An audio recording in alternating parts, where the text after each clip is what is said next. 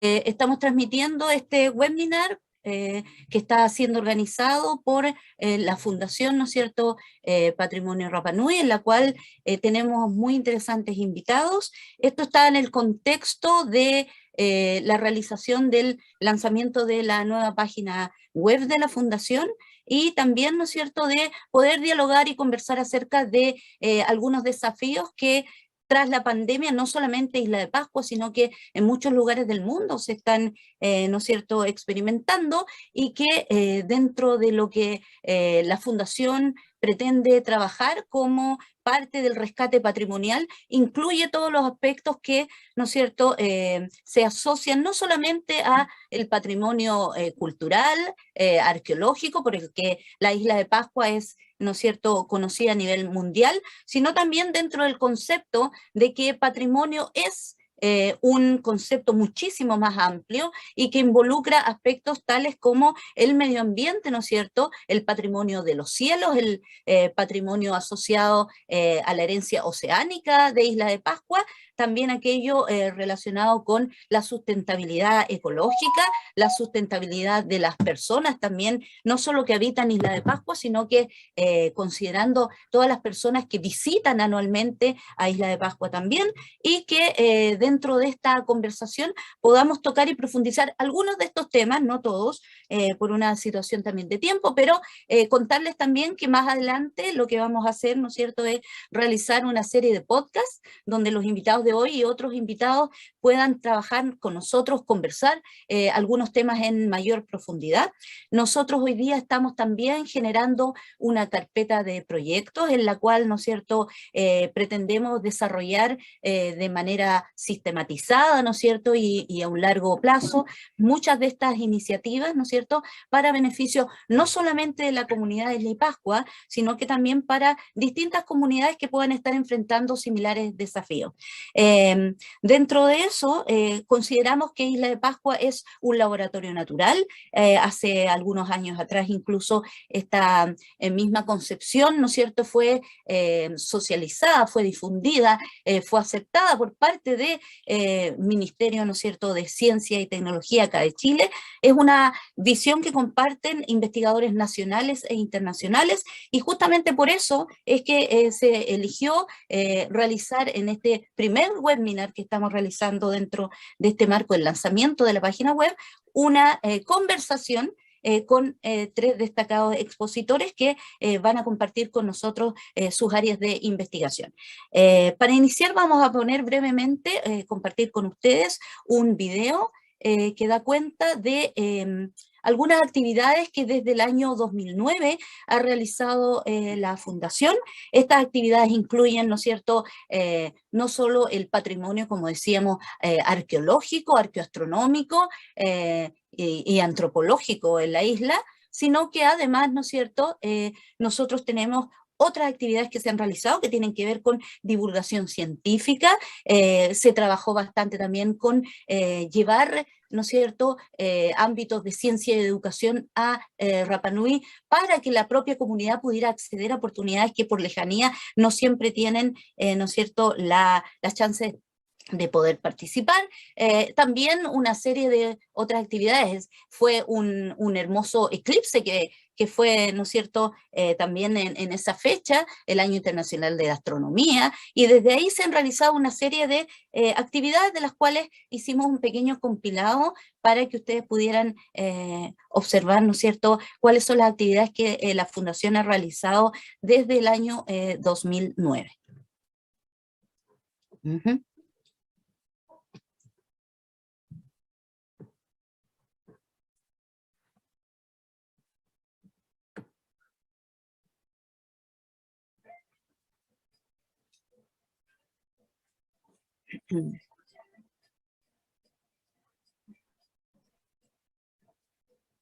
Sí.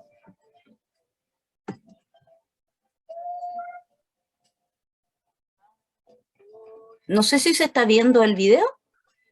¿Sí me pueden indicar? Sí. Vale, gracias.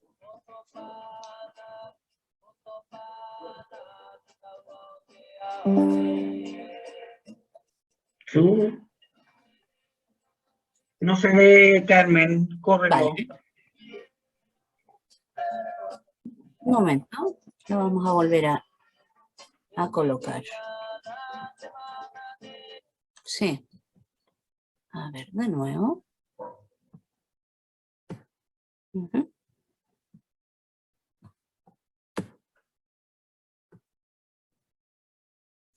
Ahora debería verse.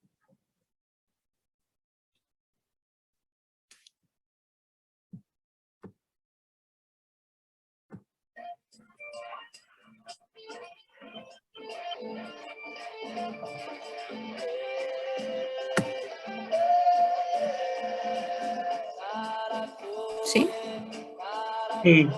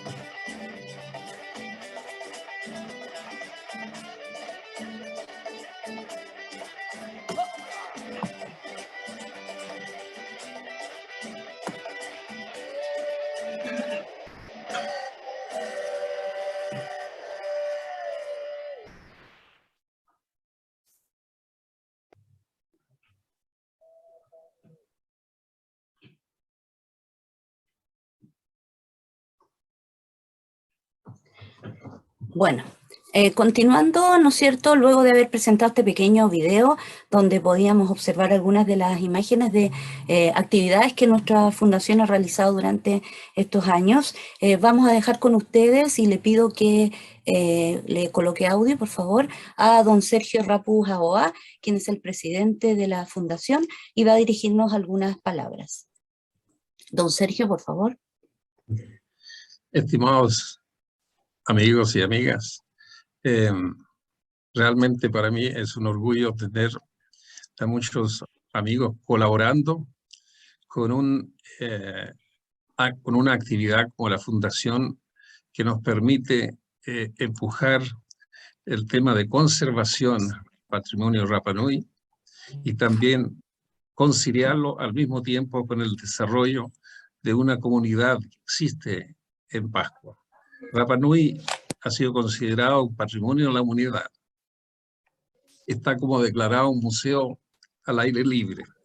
Por lo tanto, hay compromiso en general de proveer apoyo al desarrollo normal de los habitantes y al mismo tiempo conciliar ese desarrollo con la conservación del patrimonio, que es en el fondo la fortaleza que tiene la isla para su economía y el valor que a nivel mundial se le ha dado.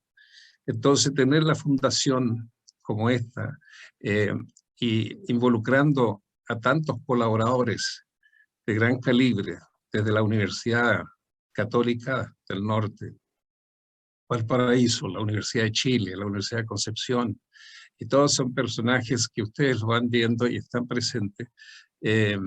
También la Universidad de Hawái, de Arizona y de Berkeley. Entonces, para mí como Rapa Nui y chileno me siento realmente orgulloso de compartir sus conocimientos, su apoyo en las diferentes facetas de las actividades que esta fundación va a llevar adelante. Hoy día es un día histórico.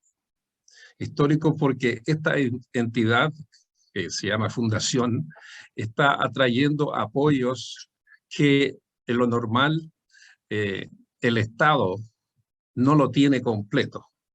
Entonces necesita extra apoyo. Y ese extra apoyo se va más allá de lo que normalmente una entidad estatal puede desarrollar dentro de la isla. Y esto es una colaboración civil o de la comunidad en general. Y en este proceso, nuestra visión fundamental, entre otros, es empoderar a la comunidad local en este proceso de conservación del patrimonio y al mismo tiempo entregarle las herramientas que ayudan al desarrollo, compatibilizando tanto el desarrollo como la conservación del patrimonio. Tal como dijo la doctora Carmen, que el patrimonio es un término muy amplio. Efectivamente, si estamos hablando aquí de patrimonio tangible, patrimonio o no tangible, la lengua Rapa Nui, sus tradiciones, etcétera, que le da raíz del fenómeno humano que se desarrolló en un lugar de aislamiento como Pascua. Cuando llegó los primeros habitantes allá, más o menos siglo V después de Cristo, tomaron aproximadamente 13 siglos en su existencia casi en total aislamiento para transformar el ecosistema Rapa Nui. Una isla volcánica alta que tenía una diversidad de plantas y especies que venían del sureste de Asia o de América, que nunca es tan diversas como aquellos mismos centros como sudeste de Asia o América, por lo tanto muy frágil. El ser humano allá lo transformó en un proceso de deforestación que conllevó justamente a la destrucción de su propia civilización incipiente. Se hizo muchas estatuas, muchos monumentos, la energía humana se vertió hacia la producción de eso para mantenerse en equilibrio. Sin embargo, tenían su límite, y el límite era marcada por un lado la sobrepoblación, por el otro la destrucción causada por esta sobrepoblación hacia el medio ambiente, y tercero, por fenómenos fuera de control que se llama hoy día el niño y la niña, que va variando la precipitación y por lo tanto afectando el ecosistema en general. Es así que ya por ahí, por 1870, la población total que quedaba en Isla de Pascua, después de haber llegado a casi un pic de 15 o 20.000 habitantes, era tan solo 111 personas. Es dramática entonces la destrucción de su propia existencia a través de tal vez de un mal manejo de su propio medio ambiente. Hoy día recogemos la experiencia del pasado, de las cosas que se hicieron positivamente para sobrevivir, que está en la arqueología, que está en el estudio de suelo, que está en el estudio de la geología, para ver dónde ellos fueron realmente ingeniosos en crear sistemas de agriculturas que sobreviviera a un tema, por ejemplo, de sequía, a un tema de intensificación de producciones. Y ahí tenemos vastas experiencias de punto de vista arqueológico, y tenemos con nosotros un gran maestro y profesor emeritus en el tema de agroecología, que nos da la perspectiva científica agronómica de por qué pudieron los Rapa Nui sobrevivir a pesar de todos los desastres ecológicos que había. Luego la fundación, en cierta manera, atrae recursos, tanto intelectuales como de otro tipo, para apoyar cualquier tipo de iniciativa que va en la dirección de investigación y de educación. Educar nuestra comunidad, tanto en Pascua como más allá de Pascua, con los ejemplos que se logra hacer allá, es fundamental para que nosotros, como humanidad, podemos tener una visión conjunta, sostenida desde el micro situación de Pascua hasta el tema global. Luego, este ejemplo de Rapa Nui, que ha sido citado en conferencias internacionales, en Sudáfrica, en otros lugares, e incluso que dice, no me acuerdo muy bien las palabras de Margaret Thatcher cuando dijo, no tenemos que seguir el ejemplo de Isla de Pascua, que significaba que el hombre prehistórico de Rapa Nui se olvidó de este efecto final de destrucción del medio ambiente, etc. Bueno, yo estaba, no sé si contento con lo que dijo ella, pero era realmente una manera de decirme, hey, despiertan y vean lo que pasó.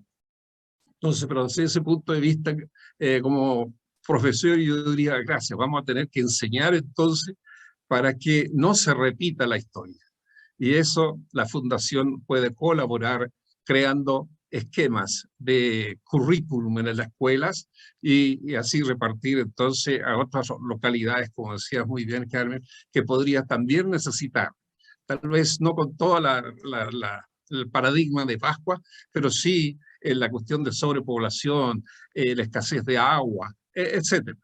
Nuestro planeta tiene muchos desafíos y es bueno que cada día estemos entendiendo el desafío que tenemos con nuestro medio ambiente. Por eso valorizo y le agradezco enormemente la participación de la gente que está en el directorio y de los profesores y amigos que quieren colaborar, e invitamos a todo el mundo a que nos hagamos trabajo en conjunto.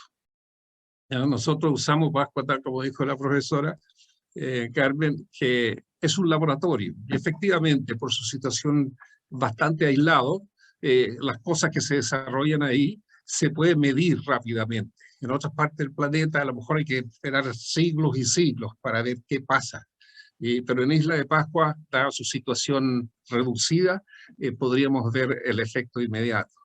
Entonces, es por eso que, junto con agradecer vuestra atención y la participación de destacados científicos con nosotros, es que también le invitamos que venga, conózcanos, y la puerta a Isla de Pascua la vamos a dejar abierta para que ustedes nos visiten allá y veamos qué hacemos, qué podemos hacer en esa isla para ayudar.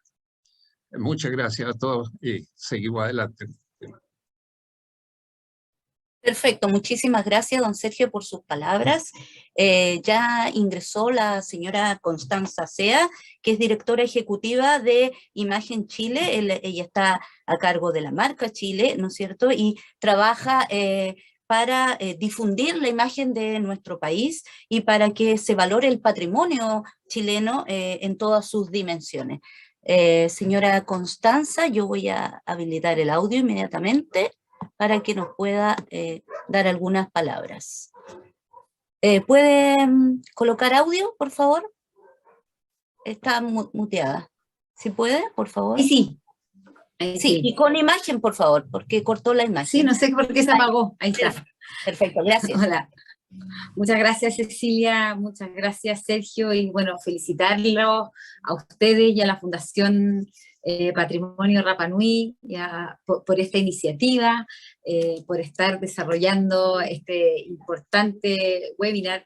El tema patrimonial es algo que sabemos que el mundo valora sobre Chile. Nosotros como institución lo que buscamos es dar a conocer a Chile en el mundo. Somos un país pequeño, al sur del mundo, que no es tan conocido hoy día. Si nosotros preguntamos en los países que más nos interesa llegar, solamente un 26% dice que nos conoce algo o mucho, pero la mayoría le interesa conocer de nuestra cultura y de nuestro patrimonio. Y dentro de ese Chile que nosotros contamos, obviamente que la isla, que Rapa Nui, que es un espacio muy relevante, es algo que nos destaca a nivel mundial. Yo personalmente le tengo mucho cariño, he estado varias veces ahí, tengo mucha cercanía con la isla desde chica. Recuerdo de haber tenido a una persona que fue médico jefe allá, que iba todos los años y nos envolvía en esta cultura maravillosa. Así es que solamente agradecer esta iniciativa de buscar preservar la cultura como riqueza comunitaria, nacional y de la humanidad, y de aportar esto al mundo. Nosotros, como institución, lo que estamos buscando contar de Chile al mundo es que somos un país que tiene mucho para aportar al mundo. Y ese aporte que tenemos para hacer tiene mucho que ver con lo que veo que ustedes están expresando ahora. Tiene que ver, nosotros decimos que en Chile estamos creando futuro, pero creamos futuro también cuando somos capaces de conservar nuestro patrimonio natural, nuestro patrimonio cultural, nuestra arqueología, y en eso Rapa Nui tiene toda una historia en el fondo que poner ahí al servicio de la humanidad. Nosotros contamos cómo desde Chile, a partir del talento y de la creatividad de nuestra gente, estamos siendo agentes de cambio, tenemos capacidad de innovar, tenemos capacidad de aportar al mundo en 3 temas específicos que son los que más nosotros estamos buscando asociar a la marca de Chile en el mundo, que son la sustentabilidad, la calidad de vida y las comunidades. Y yo pienso que la cultura, el patrimonio y las tradiciones de Rapa Nui encarnan mejor que nadie estos valores que nosotros queremos asociar a la imagen de nuestro país. Y en ese sentido, poder construir con ustedes, junto a ustedes, la imagen país, integrar la imagen Rapa Nui es algo clave. Nosotros hemos estado trabajando con algunos de ustedes, tenemos un número bastante selecto de embajadores de imagen de Chile. Una de ellas es Mahani Teave, y ella es una de integra nuestra red de creadores de futuro. Nosotros trabajamos la marca Chile en el mundo, que es este logo rojo con las estrellitas. Tenemos 4 organizaciones Rapa Nui que llevan este sello en sus productos, en sus servicios, en su comunicación. Hemos organizado distintos viajes de prensa hacia la isla para darla a conocer, para ponerla en valor, para que el mundo conozca su patrimonio, conozca todo lo que ustedes tienen para aportar, la riqueza cultural, la riqueza patrimonial, como decíamos. Nosotros sabemos que hoy día en el mundo, como les decía, el patrimonio Rapa Nui les interesa mucho como destino turístico. Casi la mitad del mundo lo tiene en su lista de prioridades. Quieren conocer Rapa Nui. Junto a la Patagonia y Santiago son los destinos más conocidos de nuestro país, y eso es algo importante destacar. Si nosotros le preguntamos a las personas afuera a qué asocian Chile, por ejemplo, en Madrid, una de las asociaciones principales tiene que ver con Rapa Nui. Así es que nosotros estamos muy orgullosos de poder decirle al mundo que Rapa Nui es parte de nuestro país, de poderlos invitar a conocer su cultura, de poder rescatar su patrimonio y poder darlo a conocer al mundo. Ahora, en términos de sustentabilidad, ojalá Rapa Nui se convierta en una de las primeras islas del mundo en ser carbono neutrales. Ahí me gustaría mandarles un fuerte impulso y poner una meta, y es un sueño. Nosotros estuvimos muy directamente involucrados con la COP cuando se iba a hacer en Chile. Ahí trabajamos con bastantes locales de Rapa Nui, y me acuerdo haber compartido con ellos este sueño. Me gustaría motivarlos también a que lo podamos lograr y seguir contando al mundo, y espero que en esta sesión eso sea un tema que se aborde, cómo desde Chile y específicamente desde Rapa Nui estamos siendo un aporte al mundo, no solamente invitar a venirnos a conocer, sino que desde el talento que existe en esa isla, lo que hay para aportar al mundo, para que el mundo sea un mejor lugar. Así es que muchas gracias, los felicito por esta iniciativa, y voy a estar atenta a todas las conversaciones que se den ahora acá. Le agradecemos a la señora Constanza por su participación y sus palabras, y nos preparamos para, ¿no es cierto?, la primera charla que tenemos en esta mañana, que esperamos que pueda ser un aporte, y estamos seguros de eso, porque es uno de los ámbitos, ¿no es cierto?, que es más digamos, más necesario posterior a la situación que se ha dado acá en Chile por la situación de pandemia que ha pasado alrededor del mundo. Y esa, ¿no es cierto?, esa situación que ha quejado a todo el mundo está muy relacionada, ¿no es cierto?, con lo que tiene que ver con la independencia alimentaria, la sustentabilidad, ¿no es cierto?, y también con lo que tiene que ver con que las comunidades vuelvan a empoderar una vida normal, ¿no es cierto?, a todo lo que tiene que ver con una mejor economía sustentable también, ¿no es cierto?, el hecho de tener mayores posibilidades de manejar, ¿no es cierto?, su autosustentabilidad es un gran aporte que no solamente, ¿no es cierto?, en este caso es aplicable a Isla de Pascua, sino a muchas comunidades alrededor del mundo. Y para eso vamos a estar con el doctor Miguel Altieri, que es agrónomo de la Universidad de Chile, lleva más de 4 décadas desarrollando agroecología en Latinoamérica y en el mundo, y ha sido profesor de la Universidad, ¿no es cierto?, de California, Berkeley, asesor de la FAO y además coordinador de Naciones Unidas en temas de agricultura sustentable. Le pido, ¿no es cierto?, al doctor Altieri que pueda, ¿no es cierto?, empezar a compartir su pantalla y a dirigirse a las personas que están en esta audiencia en este momento. Gracias. Bueno, primero que nada, muchas gracias por la invitación a este evento tan importante.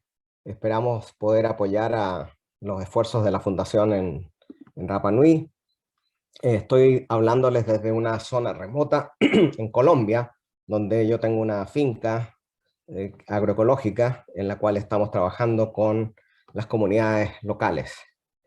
Bueno, a mí se me ha pedido que hable un poco sobre las lecciones que podríamos derivar de la agricultura tradicional milenaria para diseñar los sistemas agrícolas del futuro.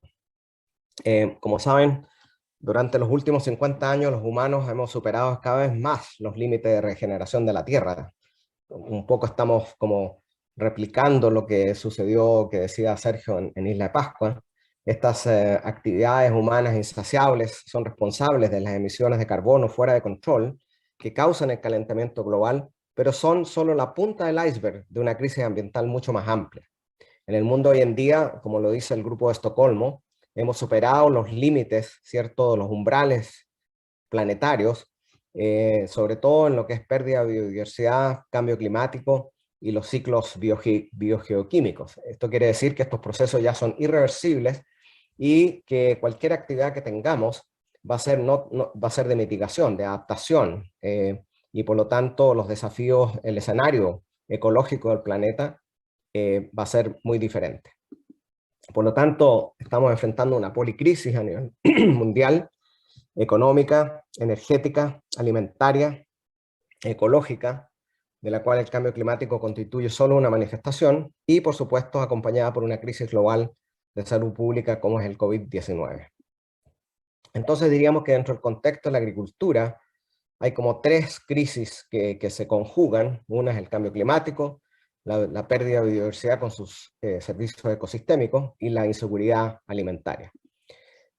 Ahora, es importante que estos problemas que estamos enfrentando, como escasez de energía y agua, degradación ambiental, cambio climático, inseguridad alimentaria, etcétera, son todos problemas que están interrelacionados, interdependientes y no se pueden abordar en forma aislada.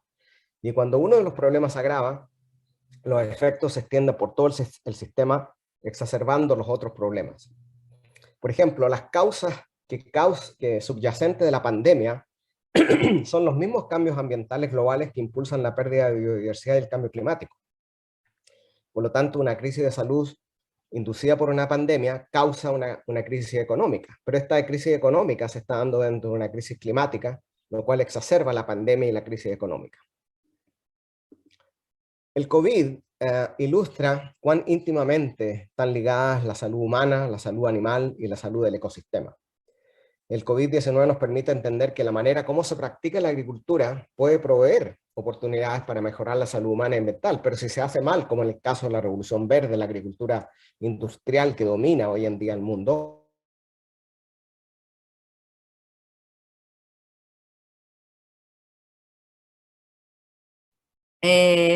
Al parecer hay algún tipo de problemática de conexión, don Miguel.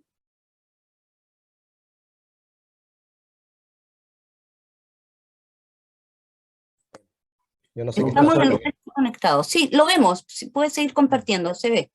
Gracias. Okay. Bueno, la producción de ganado genéticamente homogéneo y en condiciones de hacinamiento, por ejemplo, y la deforestación para crear pastizales, son parte de la totalidad de los procesos de producción y suministros globales de alimentos organizados en torno a prácticas que aceleran la evolución de la virulencia de patógenos y posterior transmisión.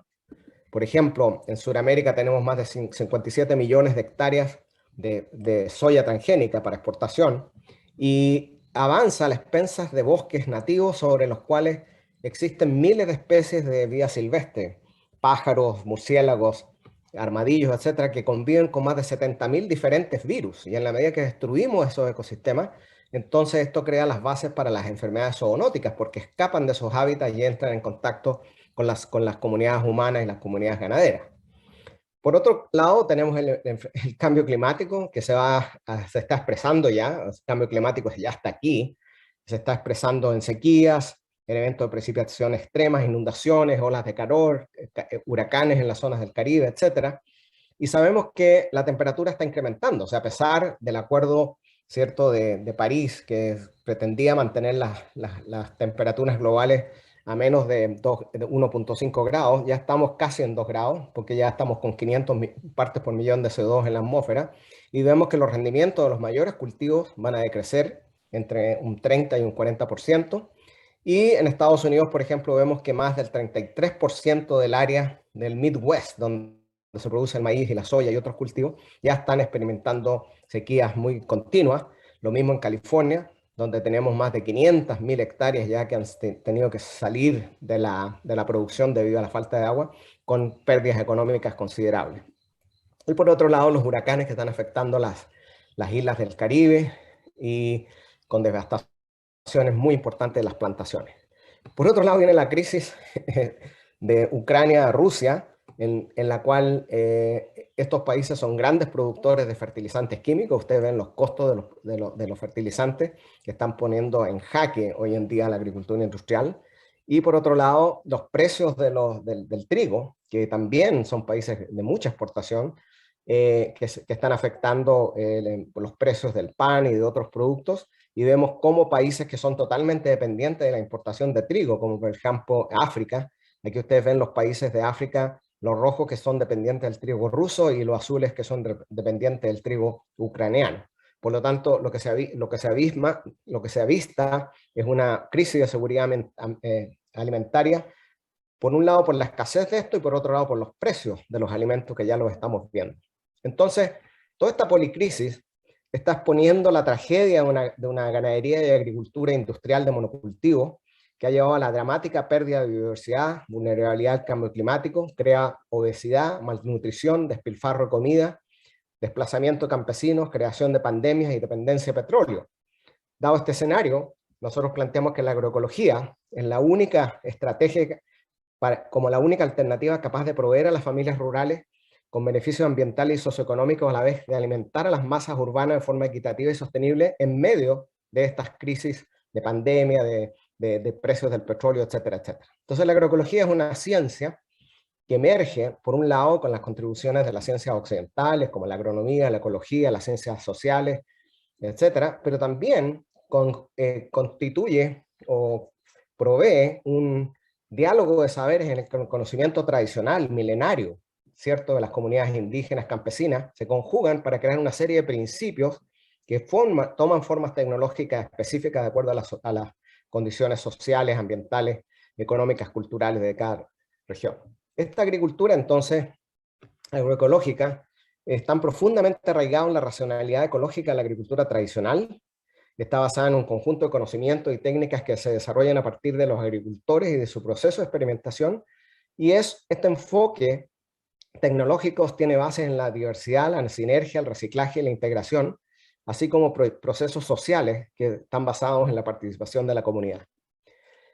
¿Qué es lo que andamos buscando? Una nueva agricultura que sea independiente del petróleo, que tenga bajo impacto en la naturaleza, que sean resilientes al cambio climático, que sea multifuncional, que no solamente provee alimentos, sino que también mantiene las culturas, provee servicios ecológicos, servicios sociales, y es la base de los sistemas alimentarios locales, porque hoy en día el 80% de la población vive en ciudades, y una ciudad de 10 millones de habitantes tiene que importar más de 6.000 toneladas diarias de comida que tienen que viajar 1.000 kilómetros en promedio. Eso es totalmente insustentable. Tenemos que crear sistemas alimentarios locales. Y eso es muy importante para una isla como Rapa Nui. Entonces estamos buscando una agricultura de alta diversidad, de alta productividad, la cual y de alta eficiencia, lo que se logra, primero que nada, creando sistemas integrados, diversificados, con altas tasas de reciclaje y que no dependan de insumos externos como pesticidas y fertilizantes. ¿Y dónde está la base de esa agricultura? Es la agricultura campesina, la agricultura indígena, ¿cierto? A nivel mundial, los campesinos y campesinas tienen más de 7.000 especies de cultivo, tienen más de 2 millones de variedades de cultivos, en la mayoría son variedades nativas, producen entre el 50 y 70% de los alimentos, a pesar de que solo controlan el 25 al 30% de la tierra, usan el 30% del agua y usan 20% de los combustibles fósiles. La agricultura industrial, que controla el 70% de la tierra agrícola, solamente produce el 30% de los alimentos.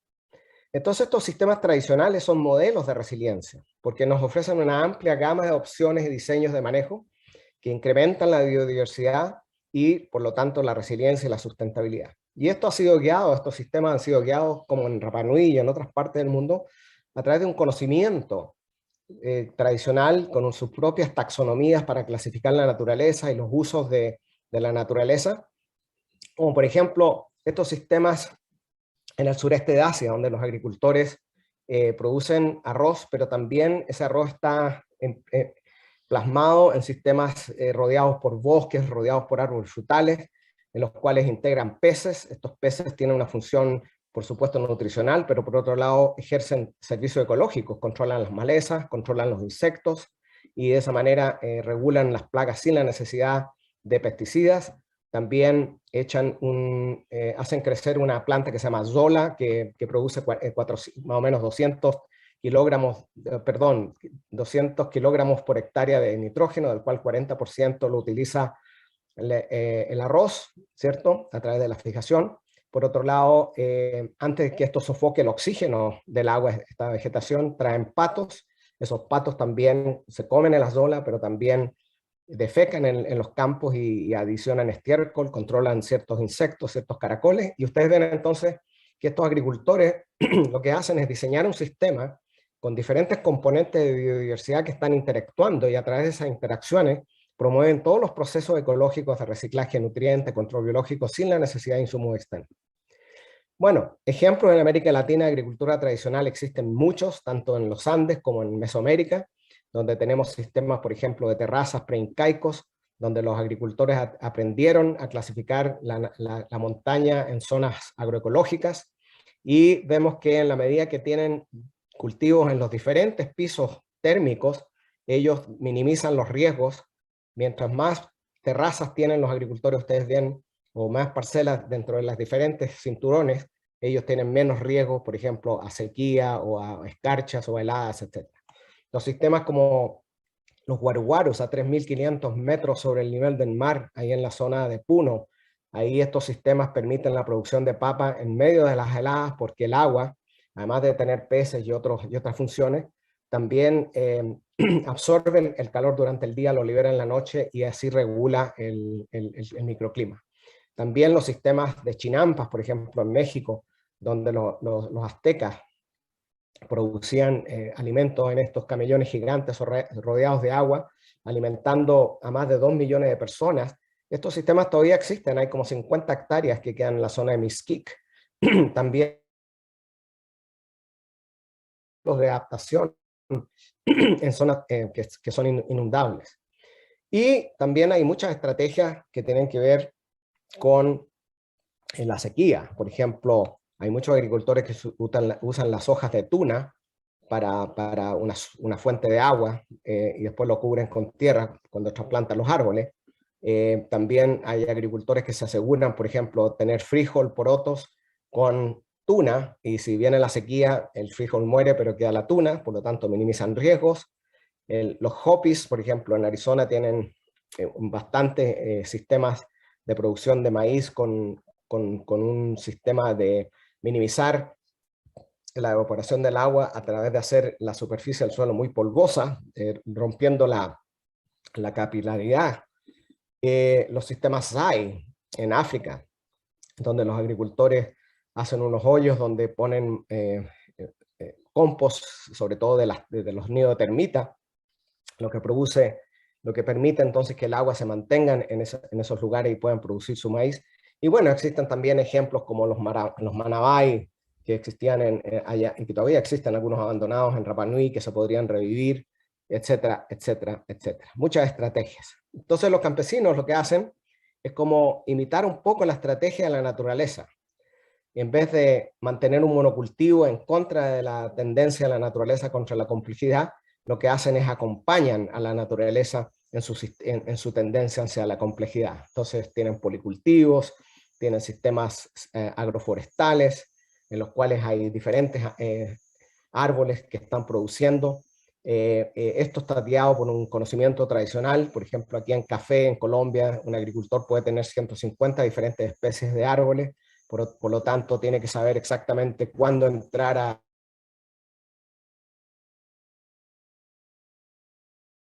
complejo, y del cual sale café, pero salen otros productos, los cuales también se exportan o van a los mercados nacionales o los mercados locales. Y desgraciadamente, en Colombia y en otras partes, el gobierno impulsa este café sin sombra o el café con una sombra monoespecífica en vez de estos bosques tan complejos como lo hacen los campesinos. Al reducir la biodiversidad se reducen los servicios ecosistémicos y también se pierde la resiliencia. Cuando pasamos de un sistema diversificado como este a un monocultivo, lo que pasa, por ejemplo, es que la evapotranspiración de los sistemas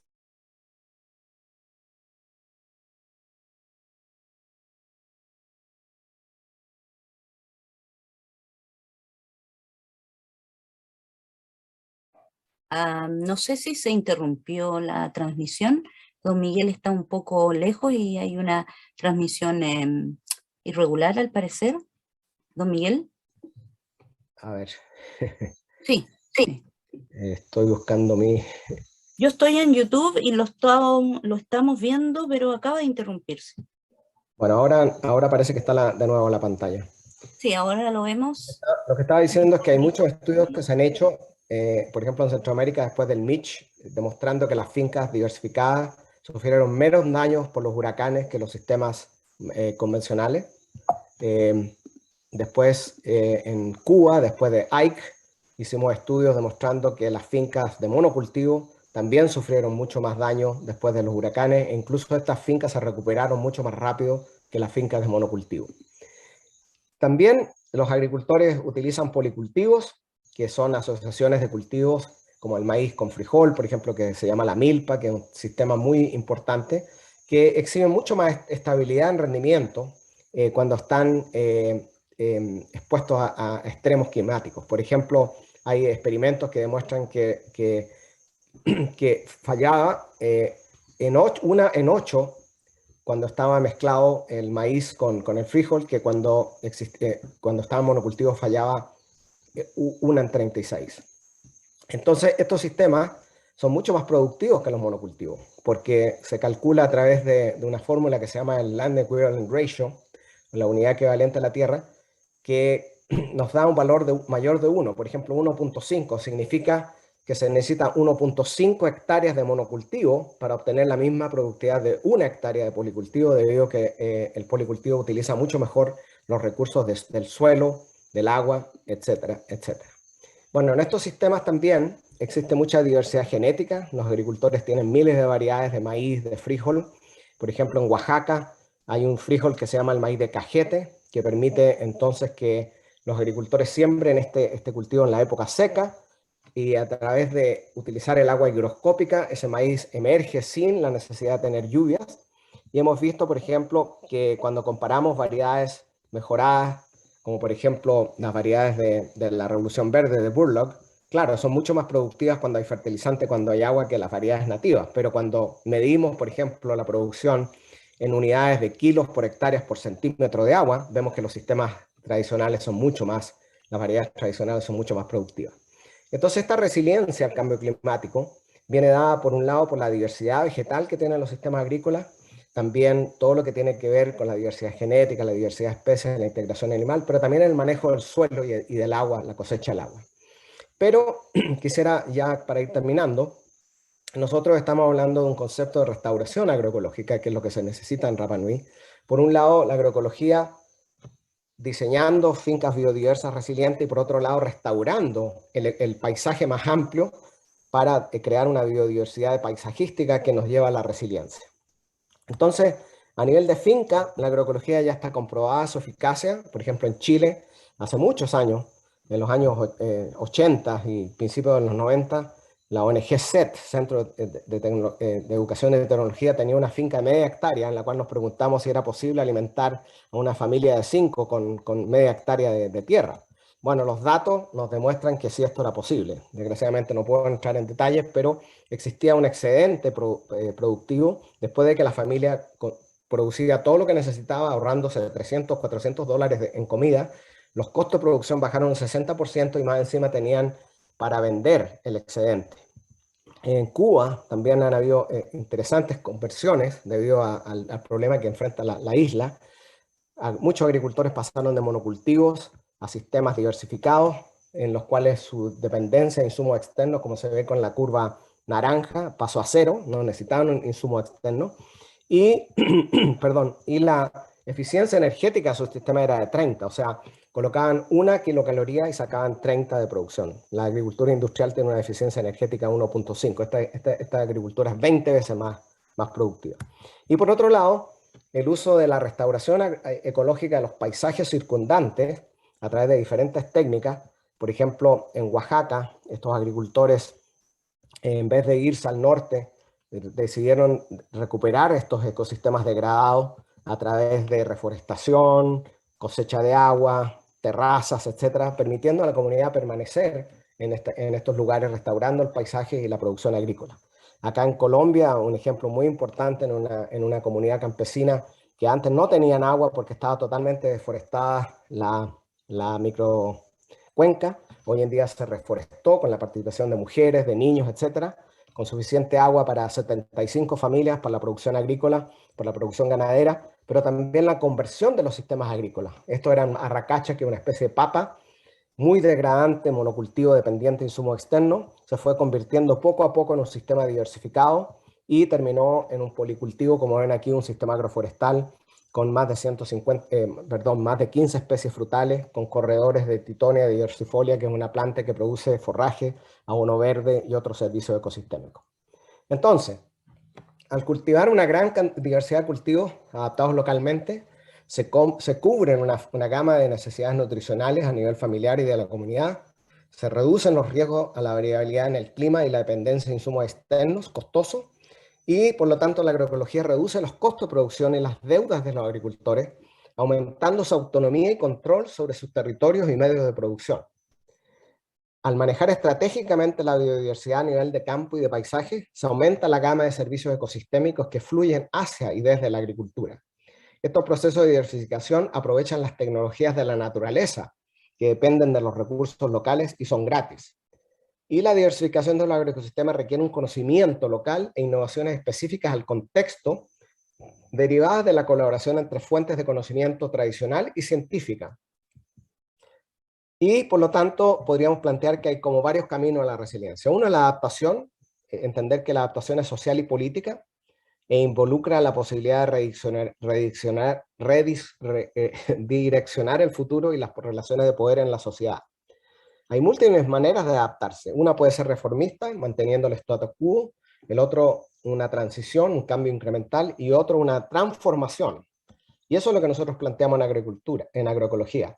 No solo reformar, no solo ajustarse o adaptarse, sino transformar los sistemas alimentarios, en los cuales nosotros pasamos de sistemas aplicando los principios agroecológicos de alta vulnerabilidad a sistemas de baja vulnerabilidad, rompiendo un monocultivo, fomentando la organización social, y por otro lado, pasar a sistemas que tengan alta capacidad de respuesta, comunidades que sean capaces de tener acción colectiva, de responder rápidamente a los problemas que se enfrentan.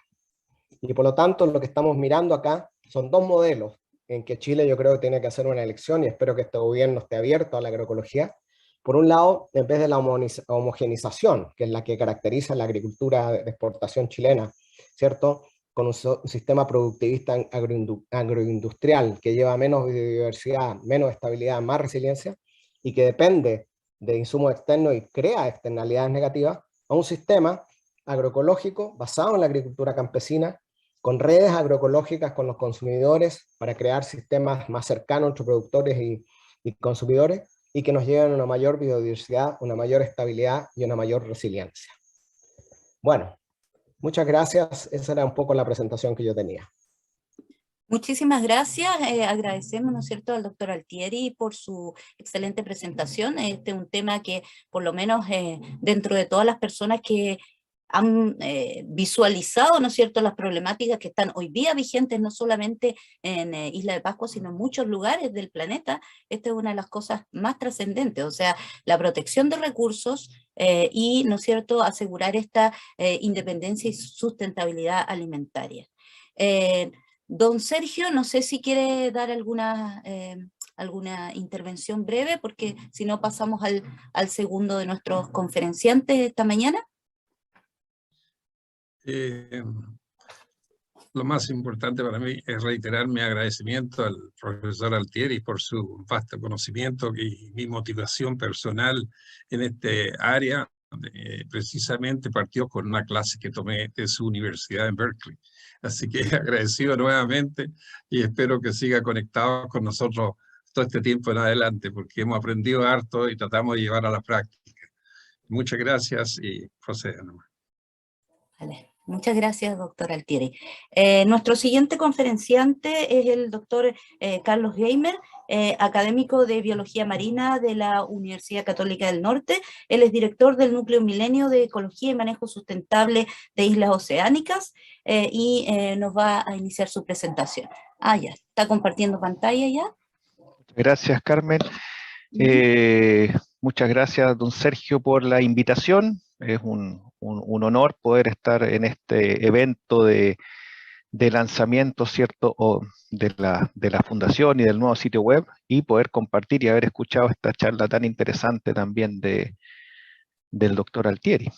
Así que, bueno, don Sergio, usted sabe, llevamos años trabajando en los temas del mar en Rapa Nui, y la verdad es que hoy día voy a tratar brevemente, porque hay demasiadas cosas que contar, ¿cierto?, de los distintos avances y desafíos que hay en la conservación del mar de Rapa Nui. Hay varias de las problemáticas que el doctor Altieri ya mostró recién, ¿cierto?, y que obviamente también afectan los temas relacionados con el mar.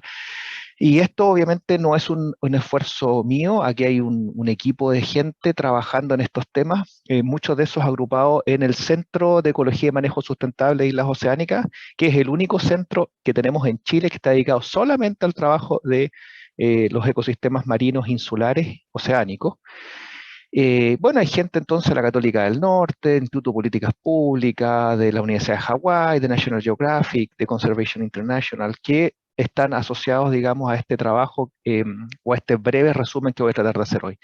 Pero es indudable, para ponerlos un poquito en el contexto, estas son las etapas claves donde uno debería siempre pensar cuando habla de conservación, sobre todo en el proceso que ocurrió en Rapa Nui. Hay una fase inicial exploratoria, hay un proceso y una fase de generación de capacidades, hay una tercera etapa, digamos, que es una fase importante de creación de áreas protegidas, y finalmente lo que nos viene como desafío futuro, digamos, que tiene que ver con la implementación de las áreas protegidas en Rapa Nui. Obviamente que esto no partió el día de hoy, ni hace 10 años, sino que parte inicialmente, sobre todo en la fase exploratoria, con las investigaciones que hacía desde los años 80, ¿cierto?, Alfredo Sea con Randall, ¿cierto?, y Luis Di Salvo, y por lo tanto fueron los primeros que realmente empezaron a relevar el tema de la importancia de conservar este tesoro de biodiversidad de importancia mundial, y empezaron obviamente a explorarlo, pero también a publicar algunos documentos. El de abajo es un libro mucho más reciente, pero que de alguna manera recopila las notas, ¿cierto?, de Alfredo Sea, de sus observaciones en Rapa Nui, él, como apasionado de los peces, sobre todo de Rapa Nui, ¿cierto?, pudo ir documentando esto durante mucho tiempo. Pero obviamente que hay un periodo que ha mostrado mayor, diría, actividad desde el año 2010 en adelante. Y la primera fase, obviamente, que mencioné yo anteriormente para el proceso de conservación que se ha llevado a cabo en los últimos 10 años en Rapa Nui, parte con expediciones científicas organizadas por instituciones extranjeras como National Geographic y Oceana, con la colaboración y el apoyo, pero fundamental, de la Armada de Chile, digamos, que incluyó incluso el aporte de plataformas para hacer investigación, pero también posteriormente a través del Comité Oceanográfico Nacional, el uso de plataformas nacionales como el Cabo de Hornos de investigación para poder hacer cruceros a áreas remotas, los famosos cruceros CIMAR, ¿cierto? Y poder aumentar el nivel de conocimiento que existía en las zonas oceánicas, tanto de Rapa Nui como de Sala y Gómez. En la isla, cercano a la costa, ¿cierto?, el apoyo de la gobernación marítima también fue clave a través de sus embarcaciones más pequeñas, ¿cierto?, para poder explorar lo que ocurría alrededor de Rapa Nui. Este proceso son aproximadamente 7 años de exploración muy arduo, no ha terminado, pero entre otras cosas nos permitió poder dar a conocer al mundo que Rapa Nui tenía un tesoro de biodiversidad de importancia mundial, donde hablábamos muchas veces, ¿cierto?, de que hasta 3/4 partes de los peces que uno observa ahí, bueno, solamente se observan en este lugar y en ninguna otra parte del planeta. Por lo tanto, uno de los más altos niveles de endemismo que se conocía para ecosistemas marinos, los podíamos observar ahí mismo, en las aguas de Rapa Nui y Motu Motirajiva o Sala y Gómez. Obviamente que todo el conocimiento que se generó mucho impacto, sobre todo porque el tipo de investigación que se estaba haciendo y de exploración y de expediciones no había precedentes en el pasado, salvo las primeras investigaciones que en algún minuto dado hizo Cousteau, ¿cierto?, cuando llegó en el Calypso en el año 78. Pero después de eso, el nivel de tecnología y de recursos que se utilizaron acá no se habían utilizado anteriormente en Rapa Nui. Pero no solamente estábamos preocupados de estudiar la biodiversidad, poner en valor eso, sino que también algunas de sus amenazas. Y las amenazas están asociadas con temas de sobrepesca, cambio climático y muchas otras, pero una que nos preocupaba fundamentalmente tenía que ver con la basura marina. Problema que los Rapa Nui han estado reconociendo por años, ¿cierto? Y aquí ustedes pueden ver, estos son parte de los resultados de los distintos cruceros, aproximadamente 13 o 15 cruceros que hemos hecho, donde vemos la concentración de basura en el océano, desde el continente hasta Sala y Gómez, y ustedes pueden ver cómo en el centro de lo que se llama el giro del Pacífico Sur, que está al lado de la isla Sala y Gómez, ¿cierto?, se concentra la mayor cantidad de basura del Pacífico Sur. Eso es tremendamente preocupante, es una amenaza, pero la principal preocupación nuestra es que esa amenaza no es producto de cosas que están ocurriendo simplemente en el océano o algo azaroso, sino que 3/4 partes de esa basura que llega acá viene del continente americano y específicamente de Chile. Y lamentablemente estas altas concentraciones de basura coinciden también con las altas concentraciones de aves en el océano. Y por lo tanto hay interacciones directas, ¿cierto? Donde hay mucha basura y muchas aves, lo que hemos encontrado, y eso parte de un modelo de estudio que hemos hecho, ¿cierto? Ustedes pueden ver acá arriba, la basura que se libera en el continente se va fragmentando y con las corrientes es transportada hasta este sistema que es el giro del Pacífico Sur, y después de aproximadamente 2 años llega a Rapa Nui, pero llega a Rapa Nui reducido, ¿cierto?, en microplásticos, fragmentados. Durante todo este viaje, los vertebrados se alimentan de esa basura. Ese es el principal problema, la ingestión. Y la ingestión estamos viéndola en aves, estamos viéndola en peces, en tiburones, estamos viéndola en tortugas, estamos viéndola en ballenas, y por lo tanto es toda la trama trófica que está afectada por esta basura que llega microfragmentada. Pero al mismo tiempo hay actividades que ocurren en el océano, como la pesca industrial, ¿cierto?, fuera de las aguas de Chile, y que sabemos que genera basura de gran tamaño, que también se acumula por el giro del Pacífico Sur en esta zona, pero que genera fundamentalmente enredos en estos grandes vertebrados. Por lo tanto, ahí tenemos un efecto directo sobre este tesoro de biodiversidad y del que hay que hacerse cargo. Parte de eso es lo que hemos estado estudiando durante estos últimos años. En el proceso de conservación que se ha llevado a cabo en Rapa Nui, ha sido fundamental la participación, la generación de las capacidades y la educación. En esto, el rol que ha cumplido también la Fundación del Patrimonio Rapa Nui ha sido muy importante.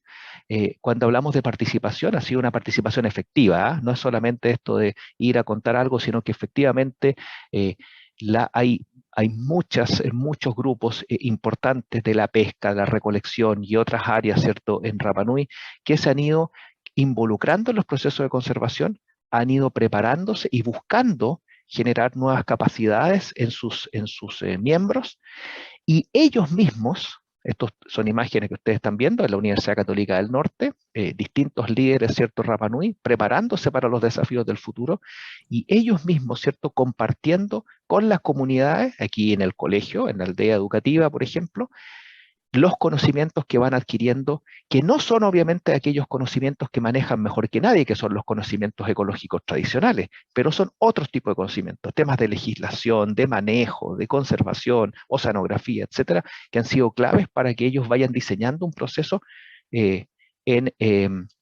Rapa Nui. Ese proceso es un proceso que duró este último aproximadamente 7 años. Clave fue el compartir experiencias. Sabemos claramente que Rapa Nui no ve normalmente como un ejemplo aquellos procesos que ocurren en el continente, pero sí los que ocurren, digamos, en Polinesia o en otras áreas, ¿cierto?, del Pacífico, como por ejemplo los procesos que han compartido ellos de experiencias con la gente de Fiji, Hawái, por supuesto, y sus hermanos, ¿cierto?, de las Islas Marquesas, que también han visitado en varias ocasiones para compartir su experiencia en cómo se trabaja el tema de la conservación con una visión polinésica local. Uno de los resultados fue que el año 2013 hay una comunidad empoderada, primera vez que tenemos un carro alegórico durante la Tapati, ¿cierto?, de conservación marina. Se crea la primera organización de conservación marina exclusiva que surge en Rapa Nui, TAPU, y el año 2014 se genera un primer cabildo del mar que termina fundamentalmente con 5 conclusiones, y esas conclusiones tienen que ver con generar más educación, eso tiene que ver también con apropiarse y administrar el mar de Rapa Nui por parte de las comunidades, ¿cierto? Y una serie de otras conclusiones que son fundamentales para darle esta identidad a un proceso de conservación donde ya la comunidad está absolutamente empoderada para trabajar en esto. El resultado de todo este proceso es también, entre otras cosas, un largo proceso de negociación con el Estado para crear un área marina protegida alrededor de Rapa Nui, proteger las aguas de Rapa Nui. Esto se hace un proceso de consulta al convenio 169 de la OIT y que fundamentalmente termina en estas conclusiones. El mar de Rapa Nui se va a administrar de manera conjunta, un comanejo, ¿cierto?, entre Rapa Nui, miembros electos de la comunidad, y representantes del Estado, con mayoría Rapa Nui, con exclusividad de pesca para el pueblo de Rapa Nui, sin pesca industrial y sin minería submarina en las aguas de Rapa Nui. El proceso de consulta termina en un 65% de aprobación, lo que es realmente extraordinario para lo que normalmente ocurre en los procesos de consulta en Rapa Nui. Y el anuncio de la creación de esta área que se transforma en la más grande de Latinoamérica con 578.000 kilómetros cuadrados, se hace durante el Congreso Mundial de Áreas Marinas Protegidas que se hizo en Coquimbo y es anunciado en ese minuto por el canciller, ¿cierto?, y el ministro de Medio Ambiente, con obviamente la participación de los principales líderes que estuvieron involucrados en el proceso de conservación de Rapa Nui.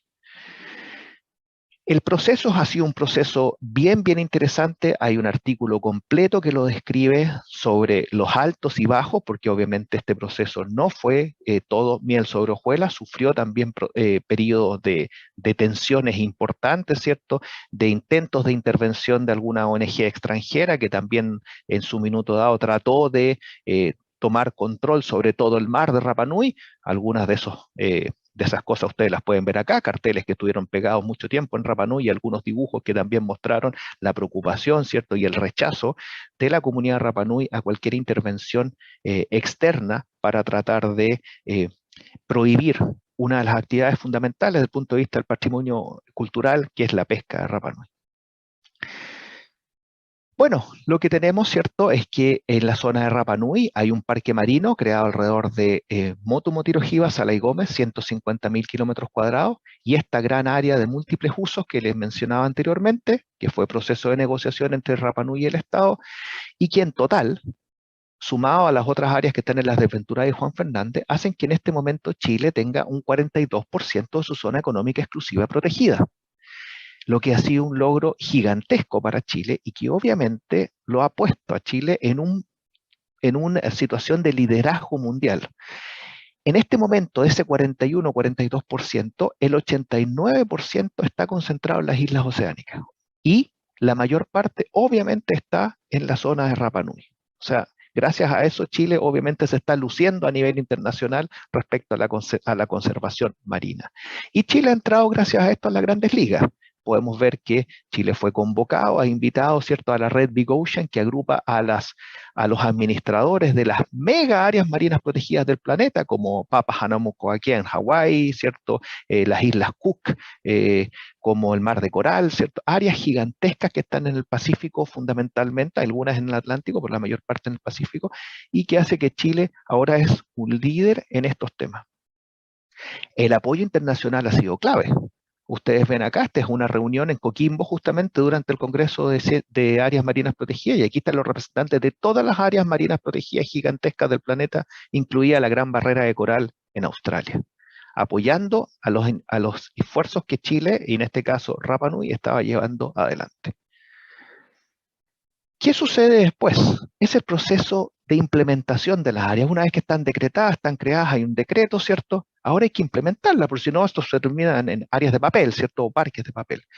Este proceso ha sido bastante interesante, bastante intenso, un trabajo absolutamente en conjunto con la comunidad, y que el año pasado, y aquí tenemos el placer de poder decirlo, ¿cierto? El año pasado finalmente se terminó la propuesta de plan de administración de las dos áreas marinas protegidas del mar de Rapa Nui, el Parque Marino Motu Motiro Hiva y el área marina costera protegida de múltiples usos. Por lo tanto, ahora tenemos un instrumento que tiene que ser validado y tiene que ser transformado, obviamente, en un decreto para que empiece finalmente a aplicar la administración de esta gran área.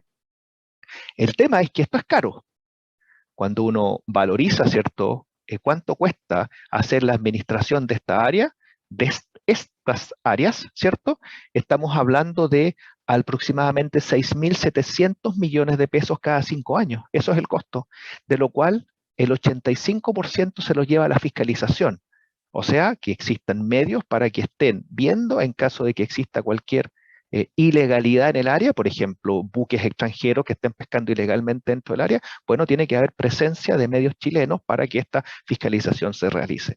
¿Es caro? Absolutamente. Pero bueno, es parte de los desafíos que tiene Chile en este momento.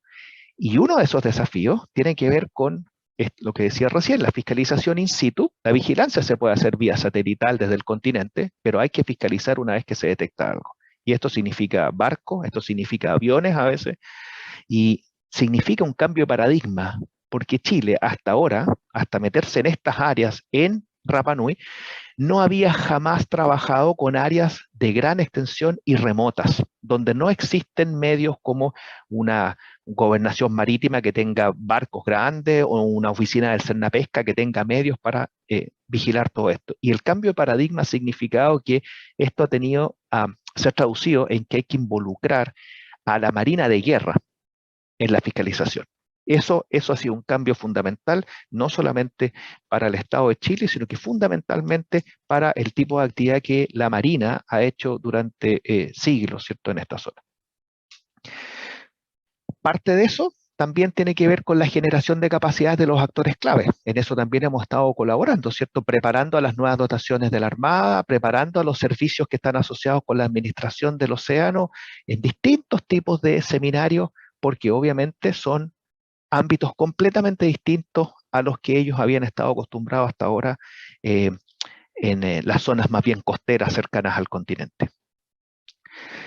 Y finalmente, para la implementación de las áreas, la ciencia sigue siendo fundamental y aquí hay muchos estudios que se están haciendo y se han estado haciendo en estos últimos años en Rapa Nui, como por ejemplo el estudio de los depredadores de gran tamaño. Hemos encontrado, entre otras cosas, las áreas de crianza de los tiburones alrededor de Rapa Nui gracias a esto, o también a través de marcaje satelital de los tiburones hemos podido ver, ¿cierto?, que el Parque Marino Mutu-Mutirojiva tiene un problema de diseño. Los depredadores tope, los tiburones, ¿cierto?, que se supone que son objeto de protección, se salen permanentemente de los límites del parque y quedan expuestos a la actividad de pesca. Ese tipo de cosas son lo que la investigación nos está mostrando, que nos va a permitir, obviamente, sugerir medidas de manejo para que esto no ocurra o para que esto pueda mitigarse en el futuro.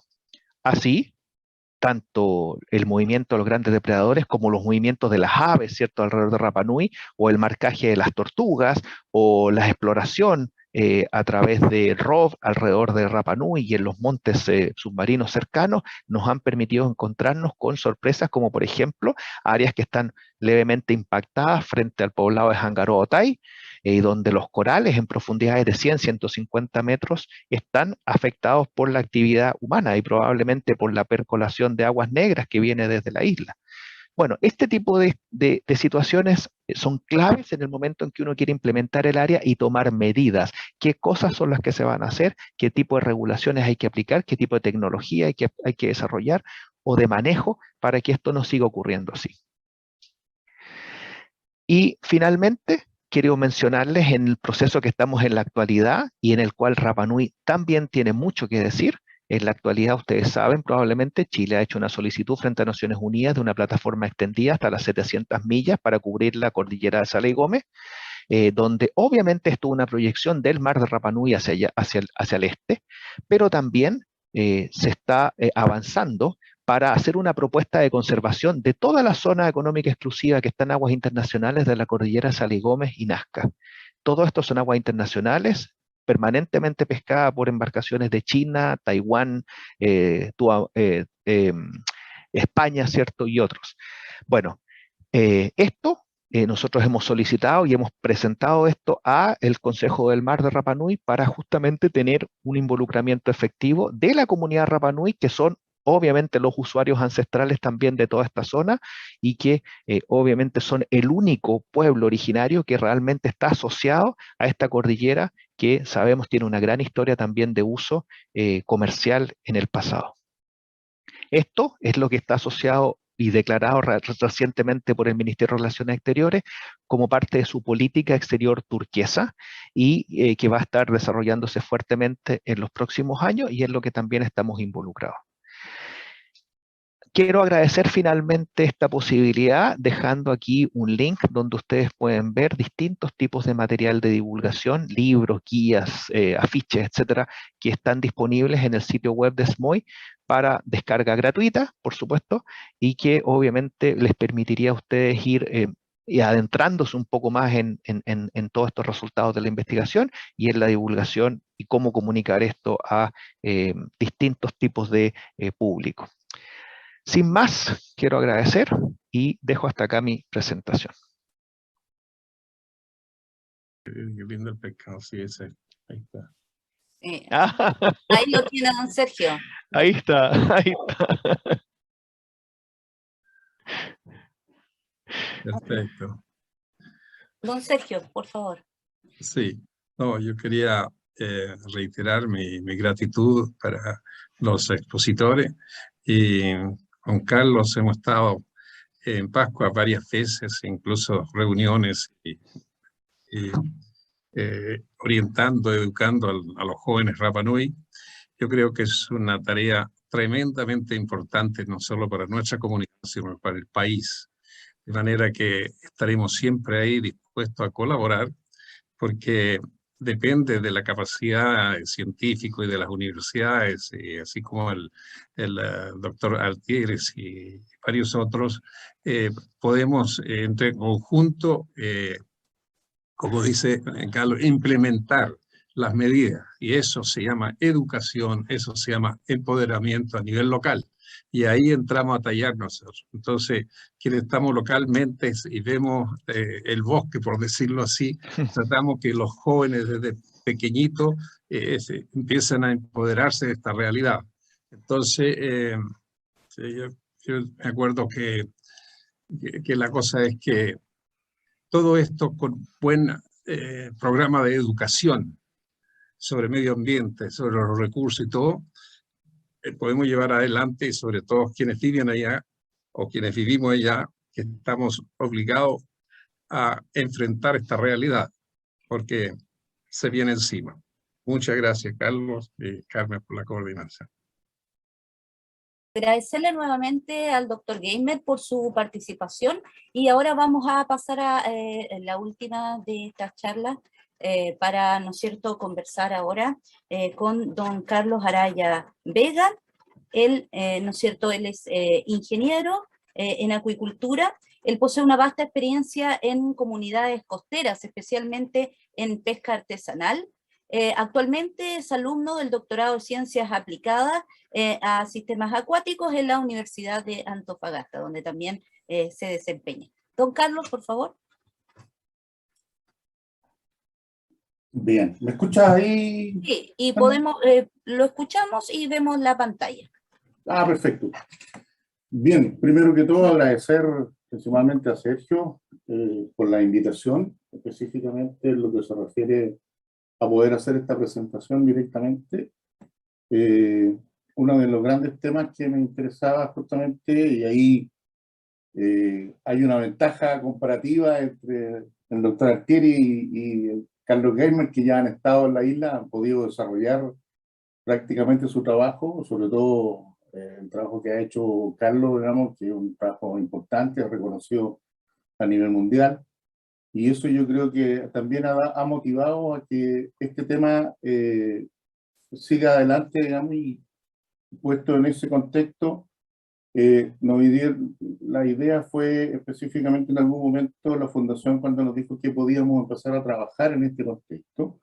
Y yo creo que hicimos un tema como para poder desarrollar un proceso, digamos, que es generar información para establecer una línea base para lo que es el manejo sustentable del caracol pure.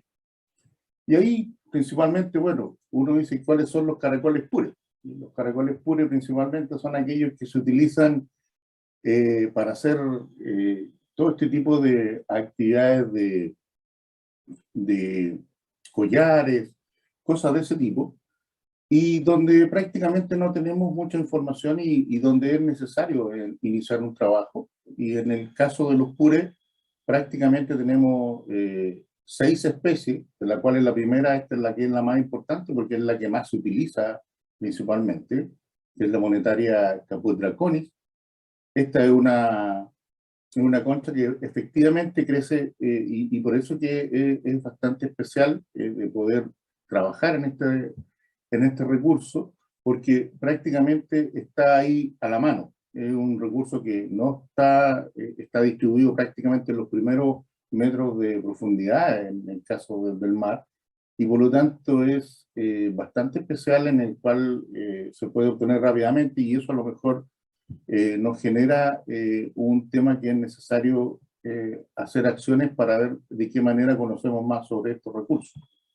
Después tenemos la Drossaria cernica leforti, que también es una de estas conchitas, digamos, que también crece y también está endémica principalmente de Rapa Nui, y por lo tanto también es necesario, en este caso, ver de qué manera somos capaces de, a través de una propuesta, ir viendo de qué manera podemos ir recolectando información que nos permita el día de mañana poder hacer un buen manejo de estos recursos. Otra es la Drossaria englerti.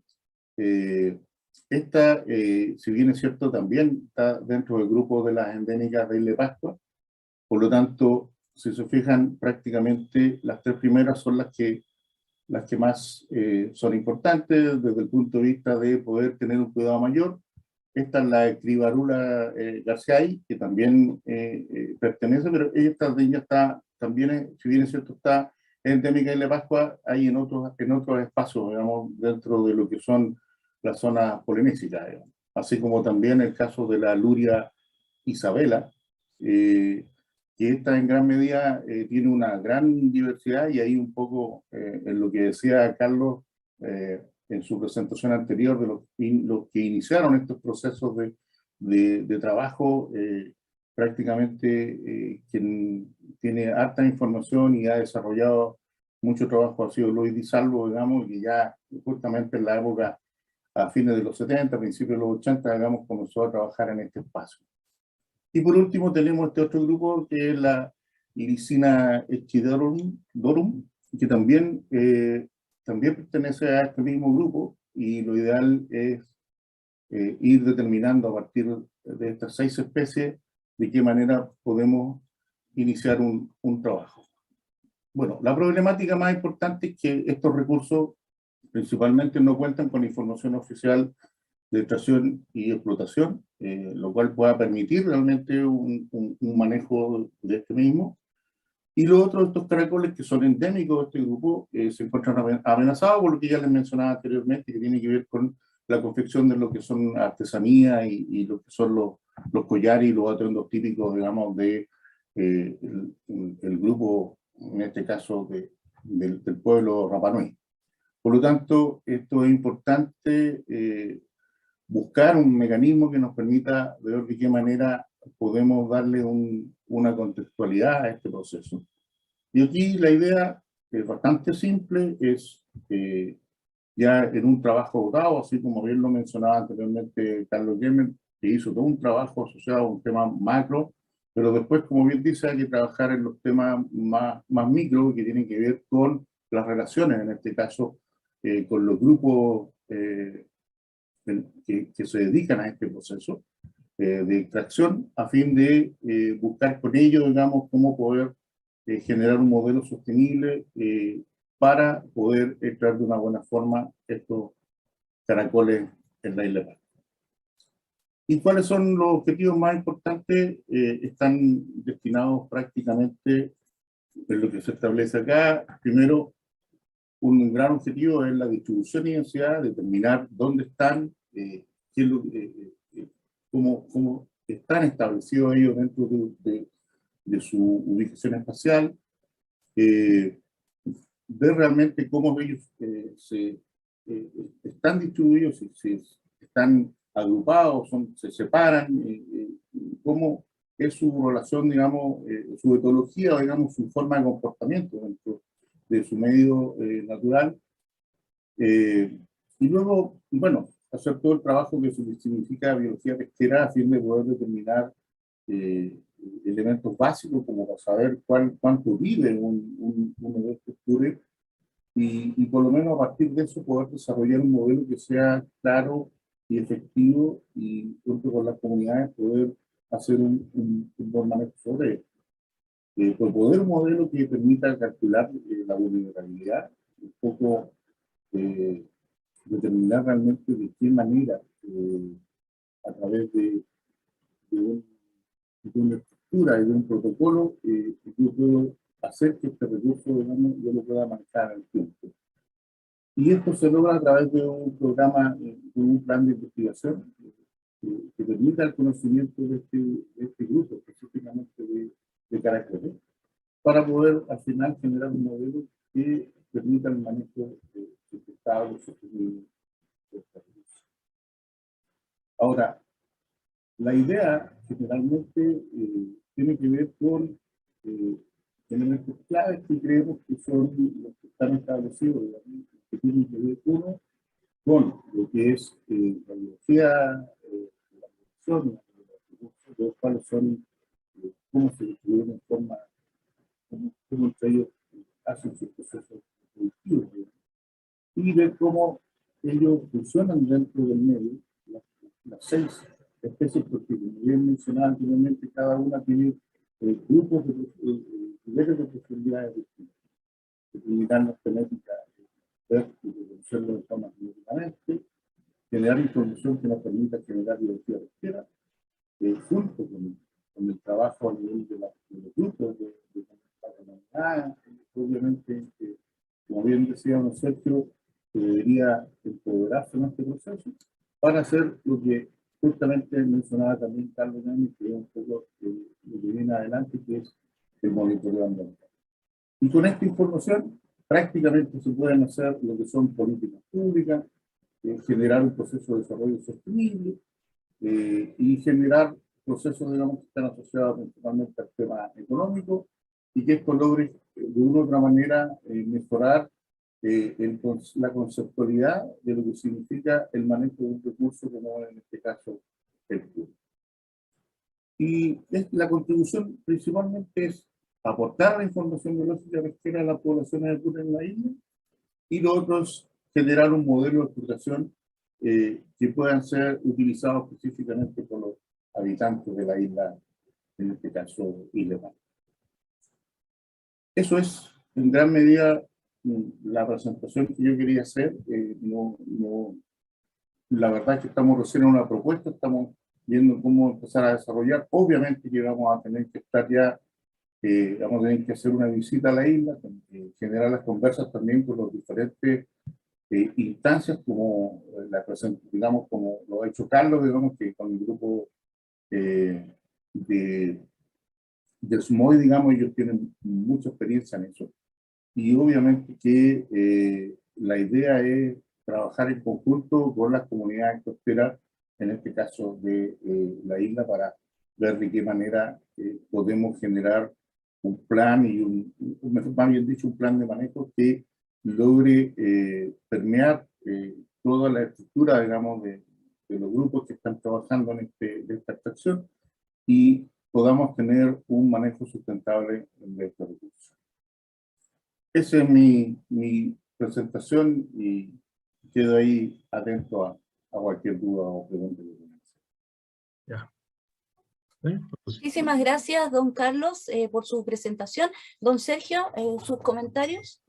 Sí, igual quería agradecerle muchísimo por esta ilustración y además confirmarle mi invitación personal a la isla en la época que usted pueda y conectarlo así con grupos y gentes que están interesados en este tema de conservación de los recursos. Y porque somos testigos efectivamente de esta depredación por el turismo, etcétera, al punto de que se agotan y se importan de Filipinas caracoles, pure para hacer collares, ¿ya?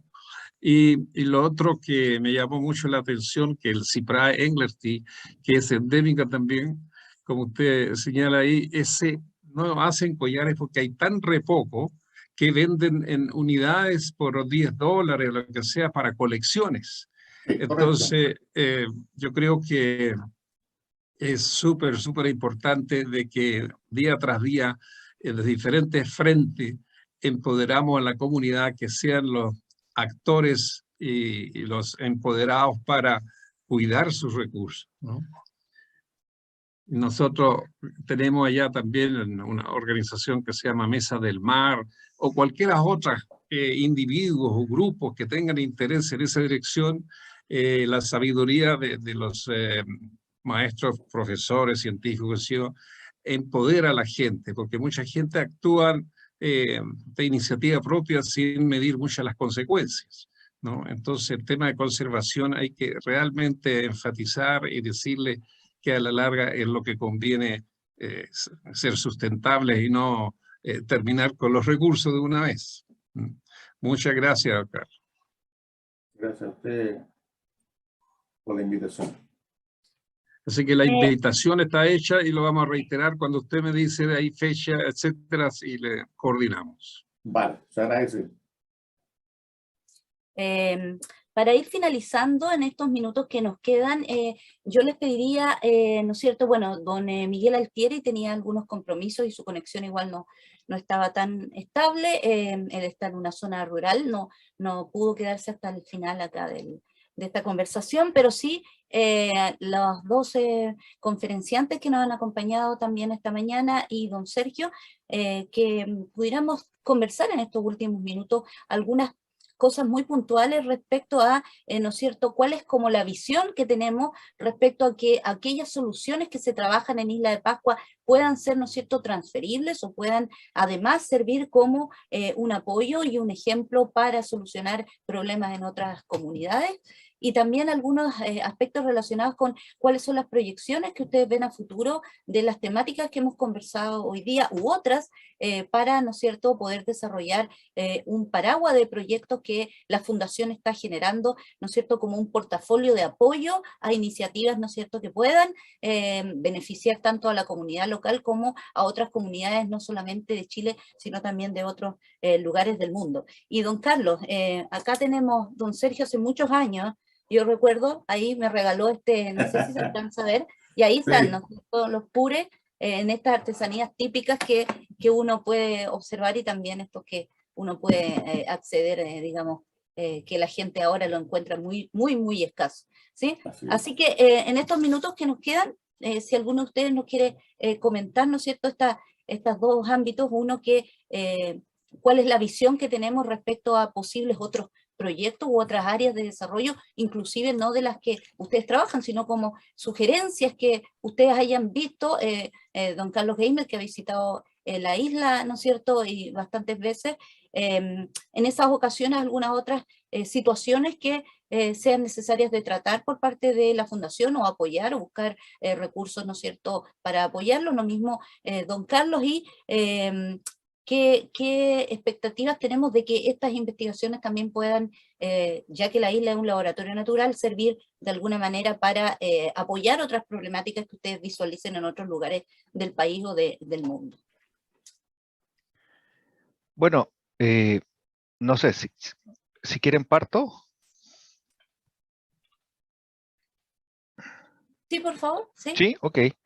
Bueno, lo primero es que creo que aquí hay un tema bien importante. Nosotros en el proceso, en los años que llevamos trabajando allá, lo que hemos aprendido sobre cómo hay que empezar a enfocar el trabajo en el futuro. Nosotros partimos trabajando solamente temas marinos y el centro nuestro partió con un enfoque claramente en base a la biología marina, en base a distintas áreas, ¿cierto?, asociadas a las ciencias del mar, pero resulta que de repente empezamos a darnos cuenta de que esto ya no era suficiente, porque las problemáticas que están en Rapa Nui son transversales a los distintos ambientes. Y lo que sucede es que nos empezamos a dar cuenta que, permítanme proyectar esto brevemente, lo que nos encontrábamos nosotros entonces era con un sistema donde todo lo que está ocurriendo en tierra está afectando el mar, y por eso en la fase actual que nosotros nos encontramos como centro de investigación, estamos integrando equipos potentes de ecología y conservación terrestre. ¿Por qué? Porque resulta que uno de los grandes problemas que tenemos, imagínense, aumenta la temperatura, disminución de la cantidad de agua, ¿cierto?, y de las precipitaciones, que eso está asociado al cambio climático. Tenemos temas de sistemas socioecológicos, adaptación y transformación. Tenemos temas que tienen que ver con especies invasivas que están afectando, entre otras cosas, las aves marinas que nidifican en tierra, como los tabaques, ¿cierto? Y ahí tenemos el manu toque, los perros, los gatos, el manejo de la ganadería, ¿cierto?, que es otro tema importante que está afectando la flora y la fauna nativa y causa erosión. Pero también tenemos todo el tema del manejo de las aguas negras, que como saben ustedes no hay sistema de alcantarillado, y que ya ahora ya sabemos y tenemos evidencia que efectivamente eso está percolando y está afectando arrecifes a más de 100 metros de profundidad frente al poblado de Jangaroa. Entonces, esas son cosas tremendamente importantes que están ocurriendo y que ha sido parte de nuestro aprendizaje. O con el cambio climático, el aumento de los eventos extremos. Eso es otro tema que es fundamental, y por eso lo que estamos haciendo nosotros en la actualidad es cambiar un poco el enfoque del centro, incorporando déjenme terminar acá, el tema de la basura que mencionaba anteriormente, el tema de cómo la pesca está relacionada al impacto cultural y turístico, los temas de conectividad entre ecosistemas, entre islas y montes, obviamente. Entonces, lo que tenemos en la actualidad es un laboratorio maravilloso donde nosotros ahora vamos a trabajar ya no solamente en lo que hablábamos en los primeros 8 años de SMOI.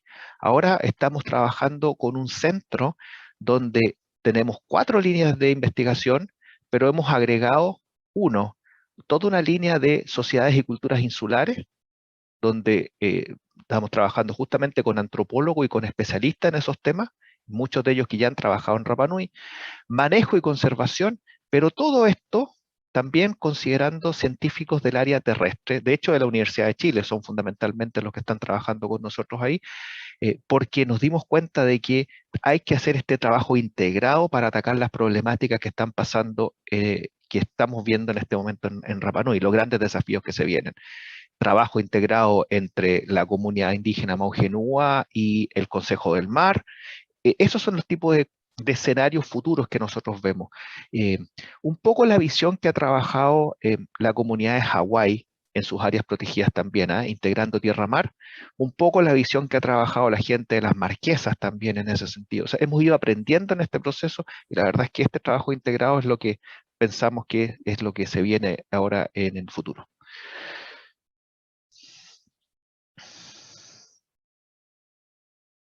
¿Sí? ¿Alguna otra intervención, don Carlos Araya? ¿Don Bueno, Sergio? yo creo que lo que dijo Carlos es muy cierto. Digamos, actualmente todos los procesos de investigación son procesos colaborativos. O sea, lo ideal es buscar la mayor cantidad de personas que puedan ayudar a resolver no solamente problemáticas, sino que más bien ir descubriendo elementos que puedan ir mejorando la gestión del manejo de recursos, la gestión del desarrollo de nuevas estructuras, digamos, para poder administrar ciertas zonas. Y eso se hace exclusivamente con el proceso de colaboración. Y ahí yo creo que los temas de generosidad que se tienen que generar a nivel de cada grupo es importante. Y eso va a permitir justamente que lo que se genere como política o como estructura de manejo para el día de mañana va a ser yo diría, sustentable o va a ser sostenible porque va a estar sobre una base que realmente permite desarrollar este proceso de buena forma. Don Sergio. Sí, bueno, yo creo que estas actividades ¿aló? Sí. Sí, se escucha. Bueno, como siempre, agradecerles también a Carlos y desearles que mantengamos el pie en el acelerador y seguiremos adelante y que en todo lo que podemos colaborar a nivel institucional, privado, etcétera, estaremos allá dispuestos también porque entendemos claramente el beneficio para la comunidad y por último entregárselo a otras comunidades que quisieran copiar o entender cómo resolver sus problemas. Así que bienvenidos y como decimos en Rapa Nui, ¡Amua! Adelante. Don Sergio, quería, Carmen, si me permite un segundo, yo quería antes de que cierren, ¿cierto?